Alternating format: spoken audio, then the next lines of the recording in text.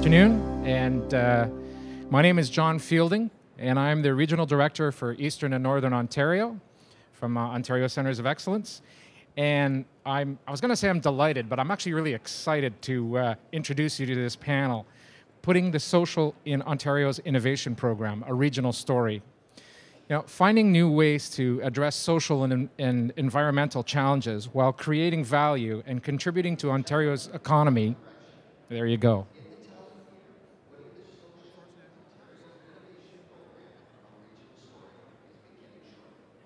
I couldn't have said it better myself. How's that for timing, right? Thank you. All right, so take two, right?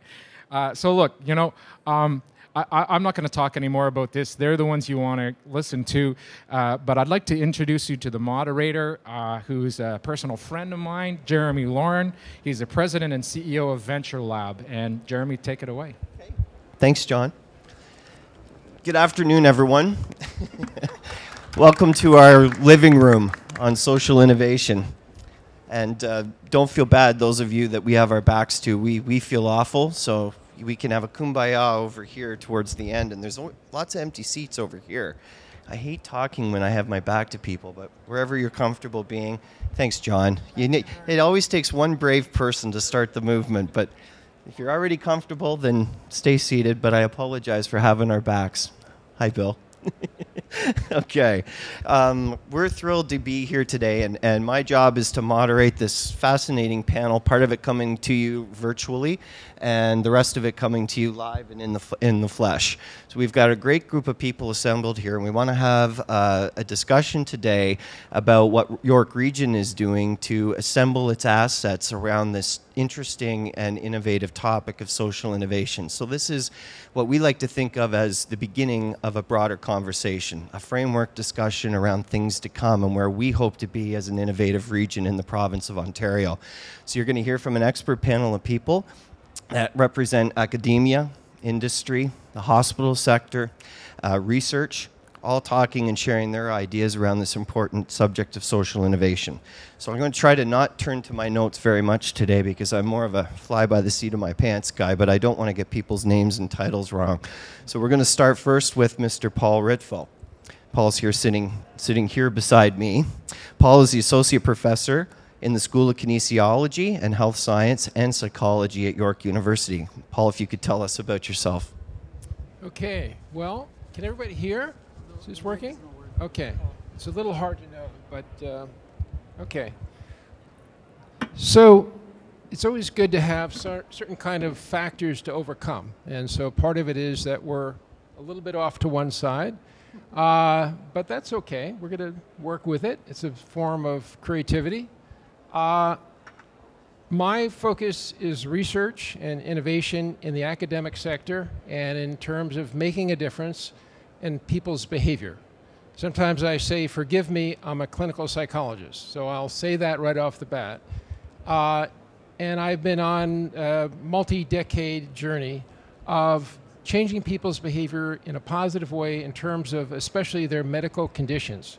I'm a senior scientist at Cancer Care Ontario, and I'm associate professor at York University. So that's probably enough for now. Perfect. Thanks, Paul. Next beside me here is Lahav Gill. Lahav is the president and CEO of the Kangaroo Group. Thank you. Hello, my name is Lahav. I'm the CEO of the Kangaroo Group. A few words, sorry for repeating you. Had nothing better to say. I represent industry here. The Kangaroo Group operates in the technology innovation sector, mostly in medical. So you could say that we design and build products for companies to build businesses around them. And we operate a multidisciplinary company with engineers, business people, industrial designers, regulatory people, a lot of regulatory people. But I'm not here to talk about that so much more. I'm here to talk about how industry. Hey, Rocky. Nice to see you. I'm here to talk about how industry has social innovation already embedded into it in an oblique way, not in a direct way, not pursuing a direct social innovation venture, but how social innovation is already deeply embedded into regular day-to-day businesses on purpose and becomes actually part of the operating culture of a company. Thank you, Lahav. Next to Lahav is Patrick Clifford. I know him as Pat. And Pat is the Director of Research at the Research Institute of the Southlake Regional Health Centre in Newmarket, Ontario. Thank you, Jeremy. Yep, there we go. Delight to sort of be here, folks. And, you know, it's interesting. I had a few minutes to kind of think about what I sort of wanted to say off the kind of off the cuff. And the interesting thing, I guess, about sort of my comments, very quickly by way of introduction, is that sort of innovation, sort of creativity we've sort of heard about has been a fabric, certainly, of the organization that I'm with Southlake, for as long as my tenure has been with that organization. Transplanted to York Region, I've certainly watched the fabric of the region grow. Watch the fabric of Southlake as an organization, as an acute care hospital grow, and very much see the incredible relevance of innovation in terms of how we deliver services, and the need for social innovation as healthcare partners with its communities. Community in the broad sense, community as individuals, community with our patients and our partners and our families.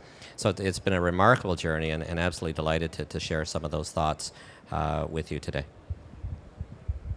Thanks, Pat. We're going to hope that one works.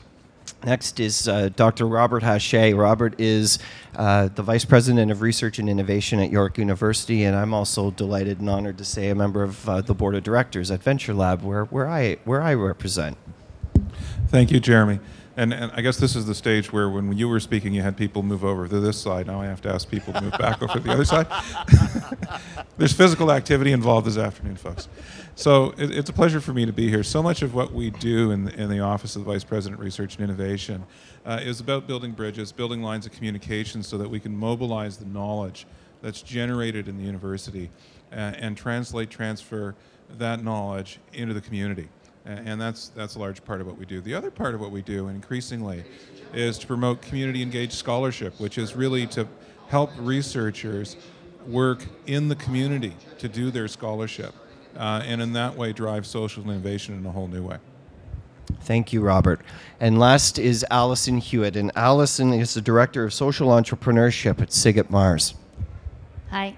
So SIG stands for Social Innovation Generation. It's a national collaborative of 4 nodes across the country, including Mars, University of Waterloo, Plan, which is in British Columbia, and the McConnell Family Foundation. So I run the SIG at Mars program.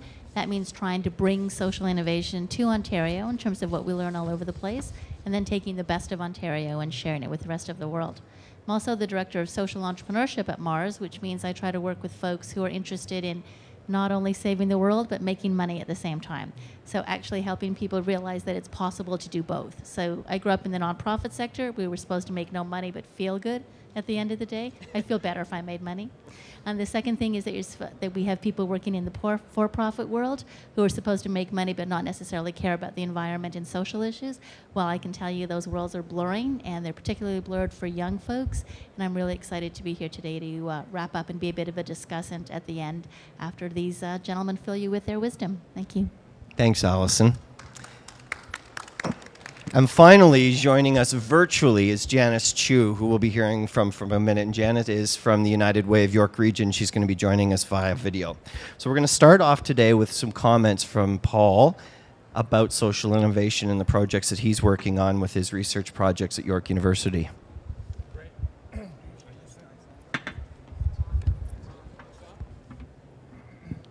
Okay. Can everybody hear now? All right, great. And this gives me a great chance to actually face everybody at the same time. So that's a relief. So this is really to get us going. And these are the projects that we're currently involved in. They're all clinical trials, either single arm or randomized controlled trials. And the theme is, in every project, social electronic engagement. How do we help patients, people with serious illnesses, take control over their disease management and do what they need to do to be considerably, significantly healthier. So as you can see, we have a lot of interest in diabetes management. I'll talk about that a little bit more. A strong interest in congestive heart failure, as well as reducing hypertension in people who have uncontrolled hypertension. We're working with industry in terms of working with corporate health at Rogers. And our last project, which is funded by OCE, is with people who have traumatic brain injury. The key point here is using smartphones or some kind of equivalent device and innovative software that actually engages the person in a way that they haven't been engaged before in the service of their own health. Where I got started with this was oddly in Kenya. And in Kenya, there's a wonderful situation where, because of contributions from the Gates Foundation and from the United States government, there's really a prepaid health system with respect to antiretroviral medications for people who are HIV positive. The problem is that you have now a large variety of people who are on these medications who have never taken medications like this in their lives. What we demonstrated was by sending text messages once a week to people who are just starting ARVs, who are HIV positive, what happened was that we actually changed their viral load suppression, meaning they took their medications more regularly, they actually took them the way they should be taken, and at the end of the randomized control trial, their viral loads were different. They were lower, significantly lower. This has a lot of implications with respect to their future health, but also with respect to their being less likely to infect another person if in fact they have unsafe sex. So just one text message costing almost nothing once a week made this kind of change. A lot of our work occurs in the Jane Finch community in Toronto, and the Jane Finch community, because it's a lower socioeconomic status region, has higher levels of diabetes, and basically we are working in the community health center right in the center of the Jane and Finch community. They have been our partners, and we expect to partner with them for at least another decade because we have a tremendous job to do. There is a higher prevalence of type 2 diabetes, and we need to address it in this community effectively.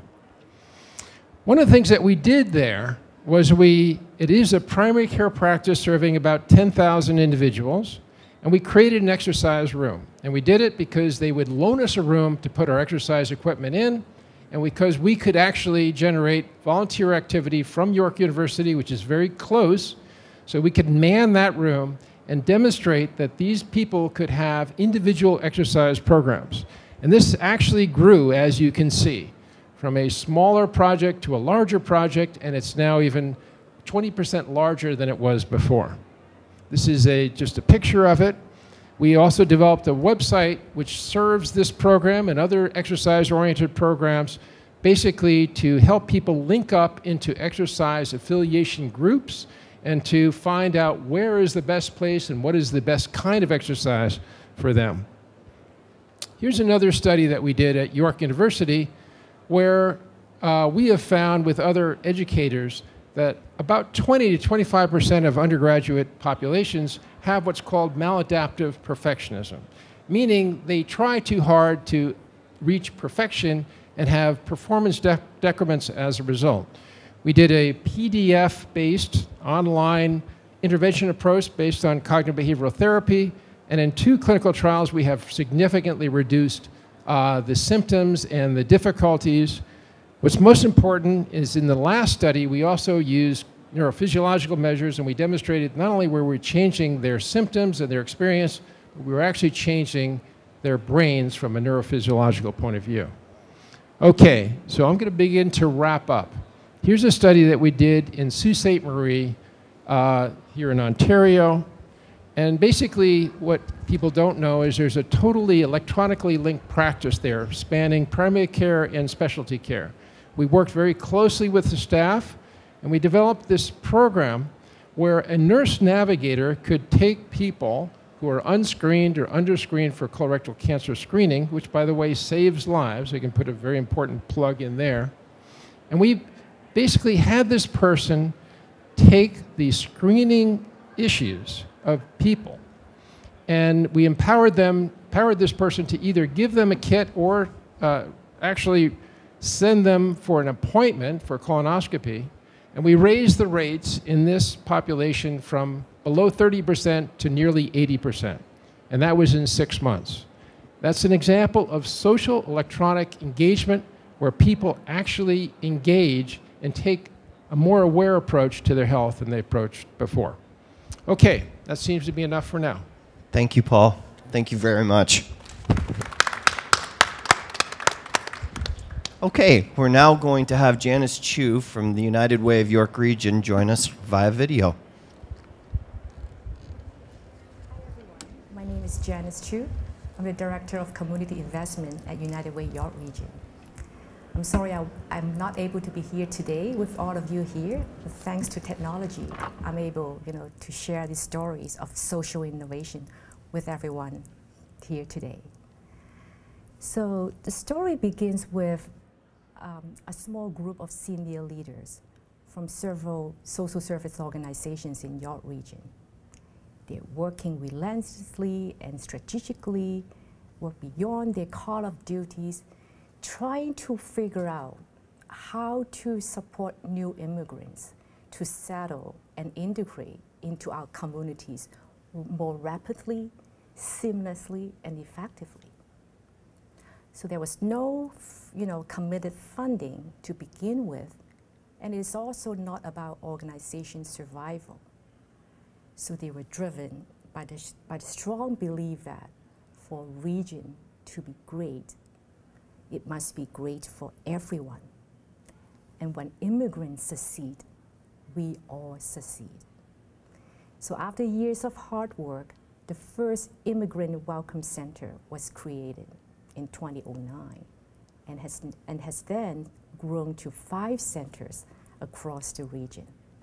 It was also duplicated and replicated, this innovative model, in Durham region and also and possibly other parts of the region in Ontario. Now here's another story. In Georgina, a municipality in the northern part of our region, a concerned citizen group is getting more and more concerned about the well-being and economic prospects of the younger generation. They think the traditional charity model doesn't work. So helping unemployed youth or underemployed youth to get jobs which only pay them minimum wage is not going to get them out of poverty. What they believe is instilling hope, creating opportunities is the only way out. So building on the entrepreneurial spirit of the youth and their passion and love of nature growing up in a rural community.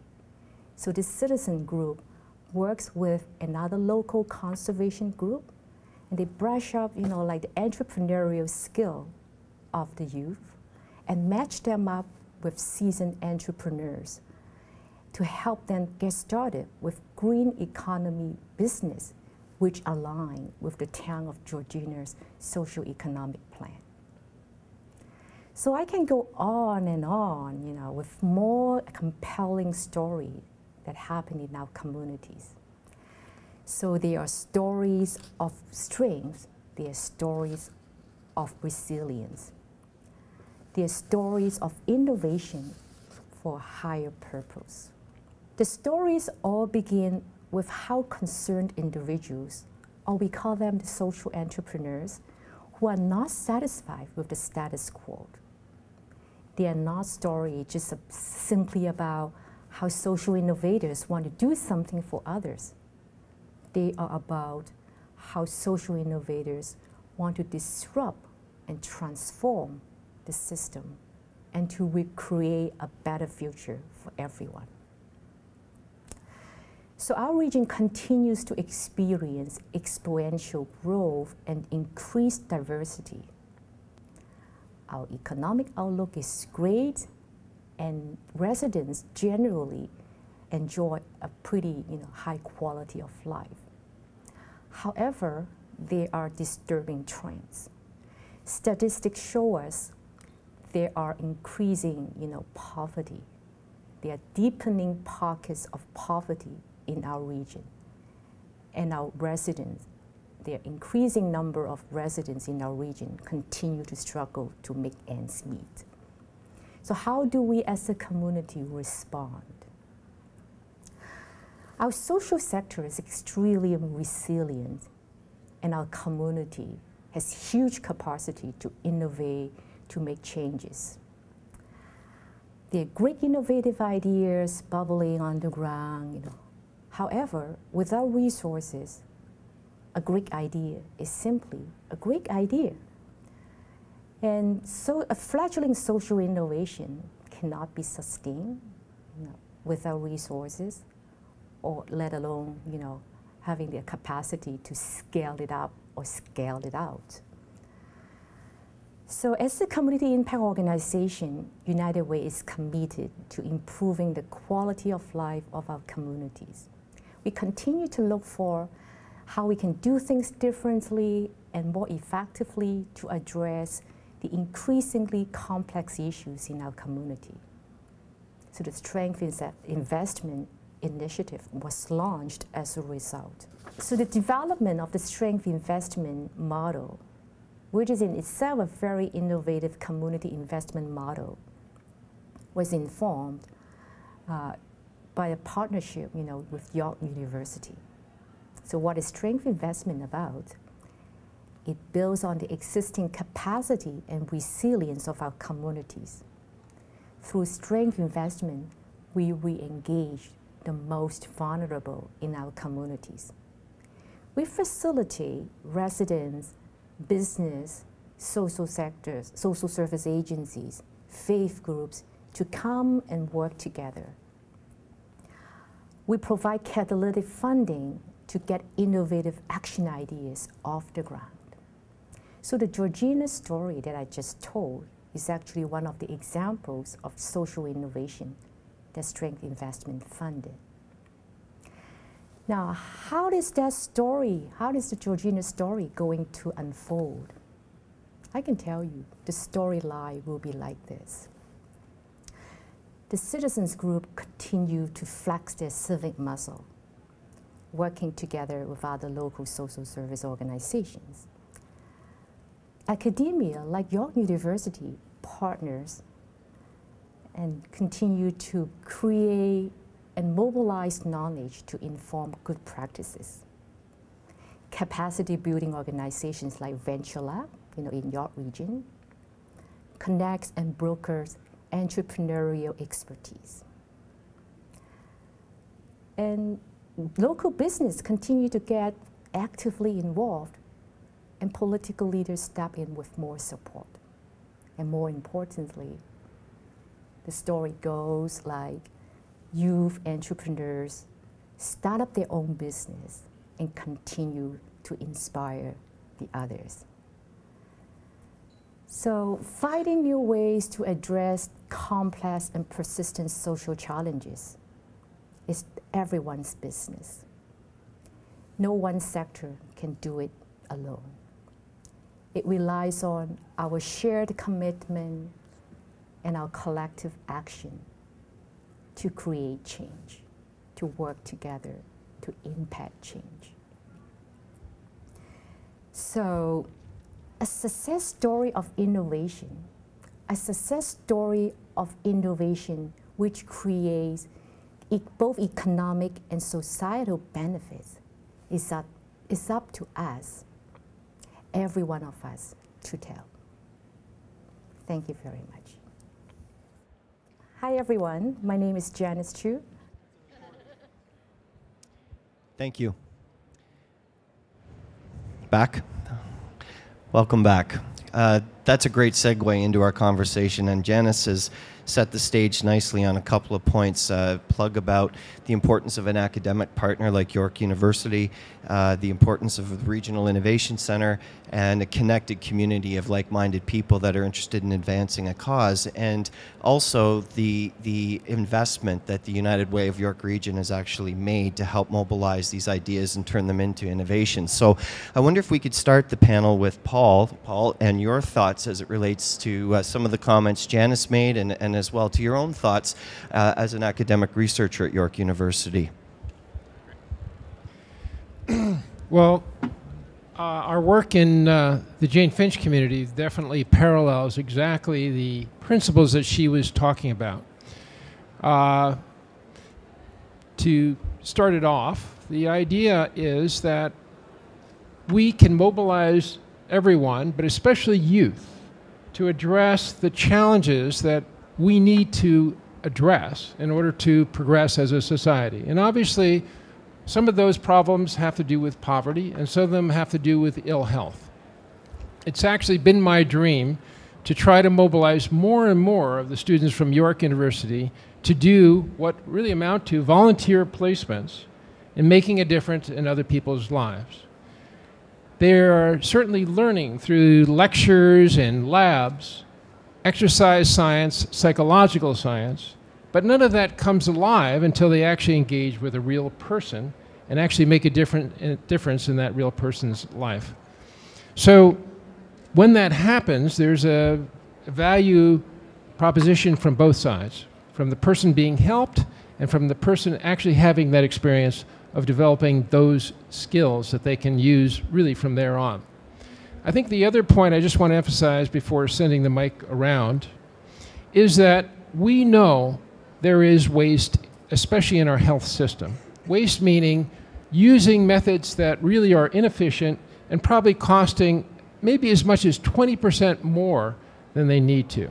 Therefore, there is capital within the system to innovate, and not only to improve health, but also reduce costs. I can go into that in more detail, but I think that's an important point to make. Thank you, Paul. Lahav, I wonder if, as an entrepreneur, if you could help frame the discussion a little bit as an entrepreneur with decades of experience in innovation, how that plays into the role entrepreneurs can have in commercializing great ideas, but staying inside the realm of a social innovation sphere, and by being able to play off of the assets that exist in a connected community like we're attempting to show here today. Okay, I can try. I can try, but let me start myself off with a few thoughts into this. We're talking about. I'm supposed to represent the for-profit sector. Now, what is that? What is a for-profit? Like, why do we even think that this is a sector? Where does it all come from? Is there anything in this world that doesn't have social value? Like, let's try to think for a moment, and I can also reflect into my personal history, what drove me to start up a business, what got me to jump out of bed in the morning and push through the day. It wasn't about profit. I was too young to think about profits. I was in my 20s, and many entrepreneurs are. And I'll remind you, I'd like to talk about the social value that hides inside the for-profit sector. So I don't believe that there is a for-profit sector. I don't think that companies exist for profit, not as a primary reason, not as a primary purpose. I think profit is a necessary resource to have in an organization, just like floor space or talent or a phone system. You can't exist without profit. It's a resource.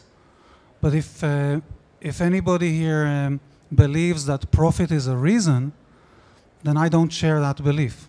I don't think that profit is a reason. I think it's a resource. So having said that, what is the reason then? What is the purpose? Because it's an open question. What is the purpose of a business? What is the purpose of a commercial scale organization? It can be a corner store, it can be a technology innovation company, an engineering group. It can be a new website for getting people on to a purpose. What's the purpose? I believe that, well, I'll say it differently. My working assumption, and I've struggled with this for years, my working assumption for a business is organized activities to create value. And that's where it ends for me. So that's a high level, very condensed definition. If you're doing organized activities to create value, you're in business. But it's the value that you're trying to create that you have to focus on. And successful businesses, I believe successful businesses are ones that manage to create the most possible value for the most possible stakeholders for the longest period of time. That's another working definition. So the most possible value for the most possible stakeholders, excuse me, for the longest possible time. I will play out the other side. The culture of exit, as it's called today, tries to create the most possible value for the smallest amount of stakeholders, mainly the founding shareholders, in the shortest period of time. And that's partly where business has migrated to today. But if you think into the origins of business, then you cannot escape the view that business is created, business is founded in order to create social value. There's nothing other than social value to be created. Why would you get out of bed in the morning and start up a business? I mean, businesses existed before monetary currency existed. What were they doing there? There was no profit to be gained. So in my personal view, businesses have migrated into a very, very strong focus on profit, but it's not their prime purpose, at least not in origin. We've tried, so this is all theory, right? So you're probably asking, so what's the day-to-day? How does that work?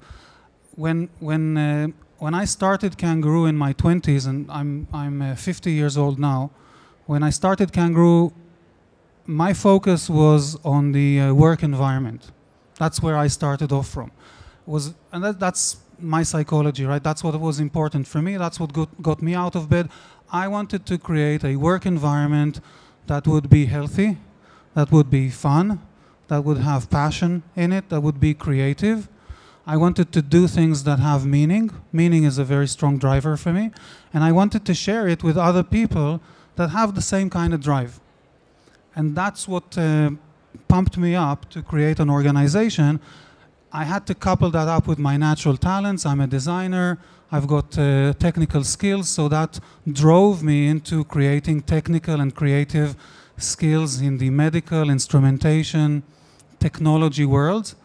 But I was focused, all these years I was focusing on what today is called culture. I just didn't know it was called culture. I didn't know that we were supposed to be designing our culture, building a culture. I had no idea, but we were doing it. We were creating a work culture, or we were experimenting with a very interesting work culture inside a for-profit organization. And I can give several examples of how that culture works and the social value that gets created inside that culture, but I think I'll give it later on because I've probably taken too much microphone space. Not at all. Thank you, Lahav. When we were getting together as a group back in December to talk about discovery for the first time and plan out our booth, and we hope that this discussion will carry on in that booth after this session today, the region decided that we were going to organize around people and place. That was going to be the theme for us. And what you see in real time on the floor is a show of unity around people and place. There are no walls between industry, academe, hospitals, municipalities. It's an open and collaborative environment. And that's a very important driver for the discussion that we're having here today. And one of the great assets that we have in York Region, beyond our academic partners, is our regional hospitals. We have 3 fantastic hospitals in York Region, and I'm going to give the mic now to Pat Clifford to talk to us a little bit about how that asset plays into this discussion of social innovation. Thank you, Jeremy. You know, it was interesting in listening to you know, to Paul's remarks and to Janice's, and thinking about the position not only of Southlake, one of the 3 hospitals in the region, but in fact all of the hospitals in the region and the healthcare sector more broadly, really across the province. And I'm going to touch on a couple of things that Paul talked about, that Janice talked about, and actually that Lahav talked about in terms of the primary business. And I'm going to start with that. You know, healthcare is an industry. It's an enterprise. It is a business. We're behind the times. I think we're getting better at it in this province, and certainly understanding that. But the primary business has always been about, if you will, for you know, perhaps being a little bit dramatic, but curing of the sick. The problem is that we never run out of people who are sick, people who are ill, and there are lots of reasons for that. Not the least of which is the fact that we have a rather unfortunate tendency to do it to ourselves, to at least to some extent, and we all know that. But that gets to the social piece, right? So it gets to that whole notion of healthcare under the primary business. And, you know, folks in this room, I have no doubt, you know, catch the news on the radio, on the television, read voraciously somewhere along that continuum, and, you know, hear about and know about the difficulties that we're facing in healthcare, the problems with its sustainability in its current conceptualization, which is, again, about treating illness, treating the sick, providing cure. And while we have gotten very, very good at that, we need to get good at some other things. And so what Paul was talking about is quite frankly, to our organization, and I would argue to healthcare organizations across the province, at least those that are progressive and understand where the agenda is going, music to one's ears. So it is about changing the business model in healthcare, and I'm not going to get into economics, but it is about changing that model. It is about delivering care in a very, very different way. It is about relationships with those individuals who have illness, chronic disease, with increasing lifespan, as we all know, comes the opportunity to experience chronic illness. Many of us will experience at least one. A good number of us will experience 2 or 3 chronic illnesses in our lifetime. We have to deal with things differently than the bricks and mortar folks coming into a hospital.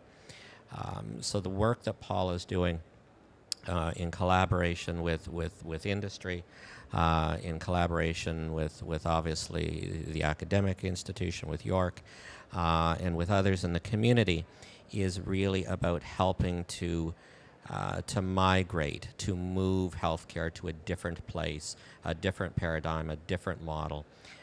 It's about using professionals in a different way. And that, I would argue, is the future of healthcare. It's a future that we need to get to. We need to get there sooner rather than later.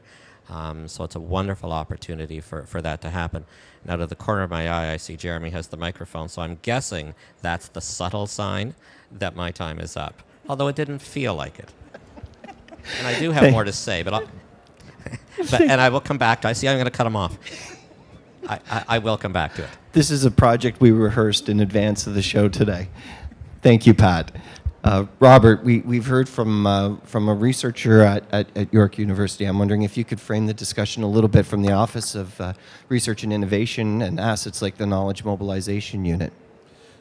So, of course, as a university, our business is education, and producing young people, educating young people, allowing them to leave the university excited about the world and excited about the possibilities. And one of the ways that we generate that excitement is through the research that we do and the exposure of our students to the research and exposure of the students to the places where we do research.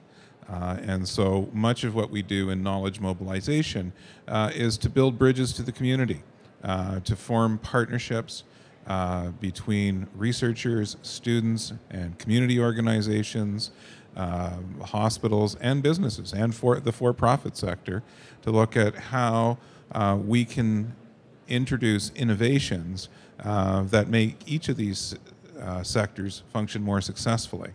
And so we have a strong partnership with, for example, the United Way of York Region, in which we have researchers working hand in hand in many of their organizations, looking at things of how to improve service delivery to homeless, to new immigrants coming to Canada, how to keep troubled youngsters in school longer, how to do some of the things that Paul was talking about.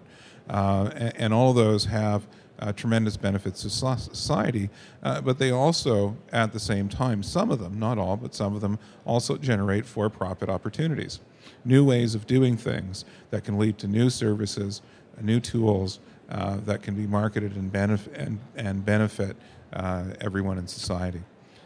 And so what my office tries to do is to lay the groundwork for that to happen. to provide the service, but also to promote the scholarship of knowledge mobilization and social innovation. And in that, York University is leading a national network called Research Impact, which is all about learning how to mobilize knowledge in better and better ways, in more effective ways. Thank you, Robert. Allison, we're going to give you the last piece on this, and if you could offer some summary comments from SIG at Mars' perspective. Thank you very much. So I think the whole area of allowing for efficiency is certainly something that we can look at from a social innovation point of view. But when you listen to discussions from government, it's often about cuts, right? Like that's the only alternative, is to cut systems. So I think there are great opportunities for social innovation to be introduced to think about how we do things differently. On the for-profit side, I would support what Lahav is saying, but I'd also say that not-for-profit is also a misnomer. Who gets up and says, I'm not for something, right? That's how you define yourself and how you start your day. I also like about this whole concept of organized activities to create value. Everything we do should be taken with that lens. Patrick, I think you would agree that we don't really have a healthcare system, we have a sick care system, and what we're trying to do in our world is figure out links between formal and informal systems of care.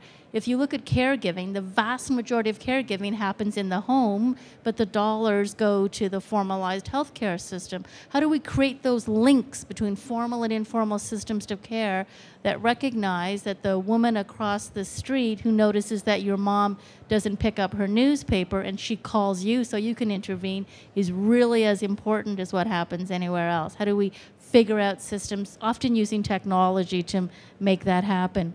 And of course, partnerships are critical. You can't have innovation without partnerships. And when I think about, again, the traditional charity model, which was a handout, I'm doing good work, so give me money, that those days are gone, and that the kind of partnerships we need to be based on a critical understanding that each of us brings skills and expertise to the discussion. We've got to enable each other to do what we do really well, and together we can raise the whole level of discussion. Thank you, Allison. Before we turn over to the floor for a few questions, I wanted to just wrap up with a couple of points.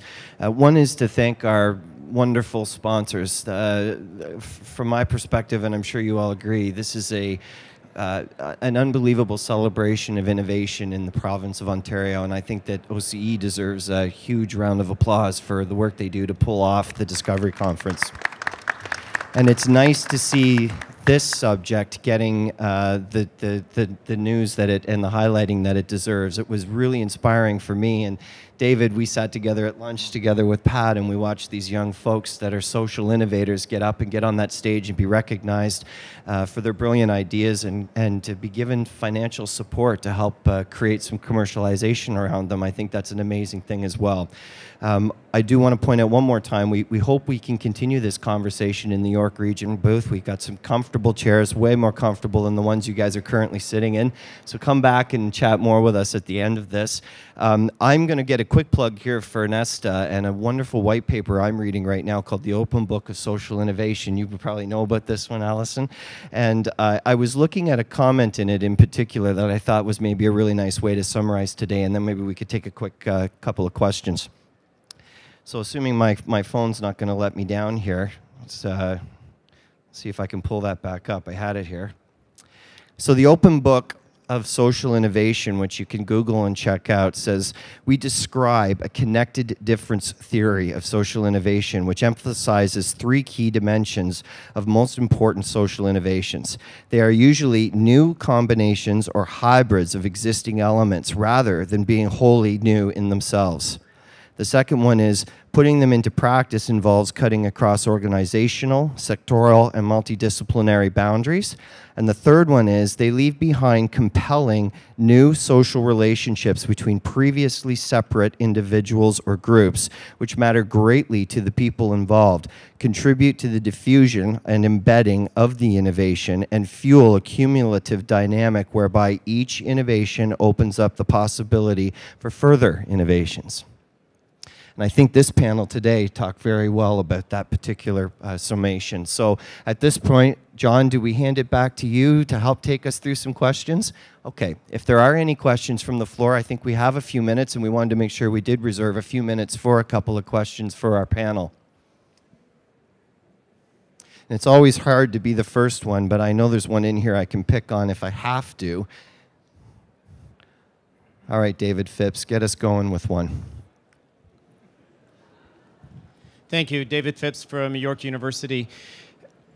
In the work we've been doing in knowledge mobilization for the past 5 years, the concept that we've evolved is knowledge mobilization is a process of connecting these collaborations that enables increased social innovation. But the place that we're seeing this the most is coming out of the work that we do with our students. I mean, I love our faculty, Paul, you know we do. But we're finding that there's incredible value and energy coming out of our students. So what is it, my question would be, what is it about students where we see so much of this richness? You saw those young people up on stage today. What is it about students that is a really valuable resource to social innovation in this region and in the province? Who'd like to take a crack at that? Allison? Okay. So again, when I was mentioning, when I grew up way back 100 million years ago, you sort of made a choice, right? You wanted to work in the not-for-profit sector, the for-profit sector. You had to make a choice. The world was very bifurcated. Youth don't see that. They absolutely accept that they can make an impact and they can make money. This was completely radical. And it's because we're challenged. They challenge these kind of assumptions and therefore force us to think differently. And in fact, what we're seeing in places like the UK and even the US, and we're struggling to catch up in Canada, is these hybrid business models, these hybrid corporate structures that actually reflect this new way of thinking and this new way of doing business. So I think it's fundamentally about challenging the assumptions and forcing us to think differently, and I'm really excited about it. Thank you, Allison. Are there any other questions from the floor for the panel? Going to let us off easy. No, all right, John. No. You got one? Yeah, I got one. Please. So I was really inspired by what you had to say with respect to industry and for-profit and all that. But I got to tell you, you're in a minority, right? So how do we engage the rest of the industry partners who are very much focused on profit? And I got to tell you, if being a share owner in some companies, I'm going, yeah, they better be thinking about profit, right? But how do we engage them, and how do the rest of you engage the industry partners? Okay, thank you for giving me an opportunity to say something else. I don't think that being in a minority depreciates the value of what you do. Right, so, and I'm not saying this because you implied, so I just want to state the fact. And I recognize that I'm in a minority, But I tell you, this minority is millions of people. This minority. There are countless of companies, small and large, that have a very strong social innovation agenda, and why not? I mean, you spend most of your day with your friends at work, so it's already a social setting, and then that gets multiplied, day in, day out, and then it's 200-300 days a year, over many years. So I don't even understand why take the social side and separate it from the profit side or the work side. So for me, having a social agenda inside work is almost trivial. I wouldn't want to come to work in a place that I don't like working at, and that's already a social agenda right there. So even if a company only pursues a social agenda within the enclosure of the workforce, so to speak, that's already social innovation right there. Now, if the company takes that and expands that philosophy to the product or service that it tries to create in the world, and it comes from the social agenda and then turns it into a business, rather than coming from the business, turning into I don't know what, then you already have a double social agenda. Let me give you an example.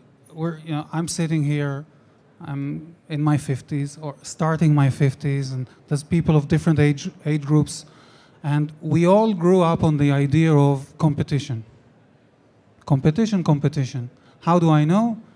Because I'm pretty certain that most of us have played the game of musical chairs in kindergarten. Musical chairs. The music plays, you get up, the music stops, you blink, whoops, your chair is gone. Now, what does that teach kindergartners? What does it teach? It teaches the value of watch out, because everybody around you is really your enemy. They are out for your chair. That's what we teach in kindergarten. I'm sure some places have banned that game because we've progressed, right? But I grew up on that social value. And then it gets fierce. There's only 2 chairs. You're standing up, you're running around, the music plays, and that's your friend running around those chairs. And you know that the moment the music stops, you are going to be battling for that chair. What does it teach you? So when you grow up, I don't have to spell it all out for you. At Kangaroo, we've made a team decision, and we're an odd 30 people in the company, still relatively easy to control and marshal the creatives. We made a decision not to compete with one another. So that's a social decision. How to take that and build it into the social and operational fabric of a company, including compensation plans that will create an ecosystem where people don't feel compelled to compete with one another. That is the challenge of a business that wants to innovate socially inside itself. And we're still working on it. Again, I can give more details, but I don't want to take on more microphone space. In the booth. Oh, we got a question here. Thanks, John. Dan Wasserman, and I'm affiliated with ventureLAB.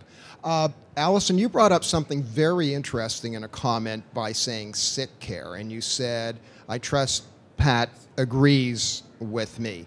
But with the size and volume of the money that is attached to healthcare, just in this province alone, as we move from where we are now in a siloed by industry situation into a much more social, I call it a healthcare ecosphere, do you see opportunity for the firms, for the companies, for the not-for-profits to work collaboratively to pull that together?